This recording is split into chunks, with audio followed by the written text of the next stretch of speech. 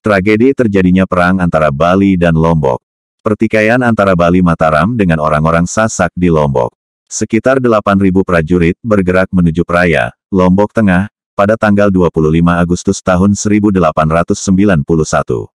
Mereka para serdadu dari Bali yang ditugaskan di Mataram. Kala itu, wilayah Mataram yang kini menjadi ibu kota Provinsi Nusa Tenggara Barat, NTB, telah diduduki orang-orang Bali dari Kerajaan Karangasem. Misi yang diusung ribuan tentara Bali Mataram ke Praia adalah memadamkan perlawanan yang dikobarkan orang-orang Sasak. Praia merupakan wilayah milik Kerajaan Selaparang yang saat itu sudah memeluk Islam, demikian pula dengan sebagian besar orang suku Sasak di sana. Hingga akhirnya, terjadilah peperangan antara Bali Mataram dengan orang-orang Sasak dan Kerajaan Selaparang di Lombok. Perseteruan berlangsung hingga 1894, diwarnai campur tangan Belanda yang memang sudah sejak lama ingin menaklukkan Bali dan pulau-pulau di sekitarnya. Orang-orang Muslim Sasak sebenarnya telah beberapa kali melakukan perlawanan terhadap Mataram yang dipimpin anak Agung Gede Ngurah dari Karangasem. Pemerintahan orang-orang Bali di Mataram berpusat di Cakranegara. Sebelum tahun 1891 itu, terjadi 2 kali upaya perlawanan suku Sasak untuk menggoyang kemapanan pemerintahan Bali di Mataram, yakni pada 1855 dan 1871. Orang-orang Sasak yang merupakan suku asli di Lombok merasa ditindas penguasa dari Bali. Orang Sasak di Lombok sudah memeluk Islam sejak abad 15. Islam diperkirakan dibawa orang Jawa tak lama setelah runtuhnya Kerajaan Majapahit. Memasuki abad 16, pengaruh Islam kian kuat seiring kedatangan orang-orang dari Sulawesi Selatan yang menjadikan Selaparang sebagai kerajaan Islam. Pada pertengahan abad ke-17, datanglah serombongan orang dari pulau tetangga, yakni dari Kerajaan Karangasem. Mereka berhasil mengalahkan orang-orang Sulawesi Selatan yang bermukim di Lombok, termasuk di Mataram. Pada 1740, Mataram berhasil diduduki oleh orang-orang Bali yang lalu mendirikan pemerintahan di wilayah itu. Dalam buku berjudul Islam Sasak Wetu Telu dengan Waktu 5 menyebutkan bahwa pemerintahan orang-orang Bali di Mataram sebenarnya sudah memperlihatkan kearifan dan toleransi yang besar terhadap penduduk lokal. Mereka membiarkan penduduk setempat tetap memeluk dan mempraktikkan ajaran Islam. Akan tetapi, orang-orang Sasak tetap merasa tidak puas. Sebelum terjadi perang besar yang dimulai pada 1891 itu, mereka sempat beberapa kali melancarkan perlawanan walau masih dalam skala kecil.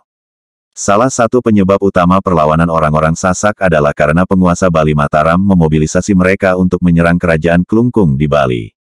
Orang-orang Bali yang berkedudukan di Mataram rupanya berambisi ingin memperluas dan memperkuat pengaruhnya di Pulau Dewata, dan itu dapat diwujudkan jika Klungkung bisa dikalahkan. Pasukan Bali Mataram ternyata mengalami kesulitan untuk memadamkan perlawanan orang-orang Sasak pada 1891. Mengerahkan 8.000 prajurit dirasa belum cukup sehingga dikirimkanlah pasukan tambahan dalam 2 gelombang. Masing-masing berkekuatan 3.000 dan 1.200 tentara terlatih, setidaknya selama 2 tahun lebih sejak serangan pertama, orang-orang Sasak masih mampu merepotkan pasukan Bali Mataram. Namun, memasuki 1894, posisi mereka mulai terdesak karena Bali Mataram punya perlengkapan perang yang lebih canggih. Dalam situasi sulit itu, orang-orang Muslim Sasak terpaksa meminta bantuan Belanda. Mereka mengirim utusan guna meminta bantuan pada tanggal 20 Februari tahun 1894. Belanda sendiri sudah lama terlibat masalah dengan kerajaan-kerajaan lokal di Bali, terutama dalam urusan hukum tawan karang. Belanda juga melihat potensi besar untuk mengalahkan Bali. Awalnya, misi utamanya memang bukan untuk menduduki pulau itu karena situasinya terlalu rumit. Belanda hanya ingin mengikat Bali agar tidak dikuasai bangsa Barat lainnya. Salah satu hal yang membuat Belanda cemas adalah Inggris. Beberapa kerajaan lokal di Bali diketahui telah menjalin relasi dagang dengan Inggris yang kemudian berhasil dihentikan Belanda pada 1843. Belanda saat itu bisa memaksakan perjanjian dengan sejumlah kerajaan di Bali meskipun nantinya hubungan mereka renggang lagi. Permohonan bantuan dari orang-orang Sasak pada 1894 memberi peluang bagi Belanda untuk memasuki gelanggang perang.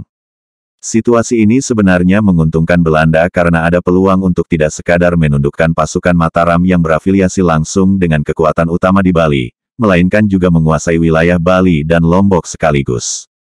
Mula-mula, Belanda tidak menyerang Bali Mataram yang sedang bersengketa dengan orang-orang Sasak di Lombok secara langsung. Taktik awal yang dilakukan adalah mengganggu alur impor senjata dari Singapura dengan tujuan agar kekuatan lawan melemah. Senjata dan perlengkapan perang inilah yang membuat armada militer Bali Mataram lebih unggul dari pasukan Sasak. Belanda memblokade pantai sehingga Bali Mataram tidak bisa lagi mendatangkan senjata dan perlengkapan perang lainnya. Taktik ini sekaligus memutus komunikasi dengan pusat mereka di Bali, yakni Kerajaan Karangasem. Pada tanggal 11 Juli tahun 1894, Belanda akhirnya mengirimkan ekspedisi militer yang dipimpin Mayor Jenderal Petrus van Ham. Dari Batavia, 3 kapal perang dikirimkan menuju Lombok, yakni Prince Hendrik, Koningin Emma, dan Trom. Timpangnya kekuatan membuat kubu Bali Mataram tidak mau meladeni Belanda secara frontal. Strategi yang diterapkan adalah menghindari pertempuran terbuka. Pada tanggal 25 Agustus tahun 1894, pasukan Bali Mataram melakukan penyergapan ke kamp militer Belanda. Kali ini, lebih dari 1.000 tentara disertakan, ditambah berbagai persenjataan mutakhir termasuk puluhan meriam. Pada tanggal 8 November tahun 1894, dengan perencanaan yang matang, Belanda menyerbu pusat pemerintahan Bali Mataram di Cakranegara. Meriam-meriam ditembakkan yang membuat istana Cakranegara hancur lebur. Korban berjatuhan, sekitar 2.000 orang dari pihak Bali Mataram tewas, sedangkan Belanda hanya kehilangan 166 orang. Bali Lombok akhirnya takluk setelah Cakranegara jatuh, Belanda segera mengalihkan sasaran ke Kerajaan Karangasem di Bali. Butuh waktu selama 3 pekan untuk menaklukkan kerajaan itu. Menjelang akhir November tahun 1894, Karangasem pun dikuasai. Ribuan orang Bali tewas, sebagian diantaranya ditahan, namun banyak pula yang memilih melakukan puputan, menggelar perlawanan sampai mati. Ini merupakan kemenangan besar bagi Belanda. Hampir semua aset kekayaan di Lombok dirampas, termasuk 230 kg emas, 7.000 kg perak, juga berbagai macam perhiasan dalam jumlah besar. Setelah Karangasem, menyusul Bangli, Gianyar, Tabanan, dan Klungkung. Sedangkan Buleleng dan Jembrana sudah terlebih dulu ditundukkan. Kekuasaan Belanda di Bali dan Lombok baru berakhir seiring masuknya Jepang ke Indonesia pada 1942.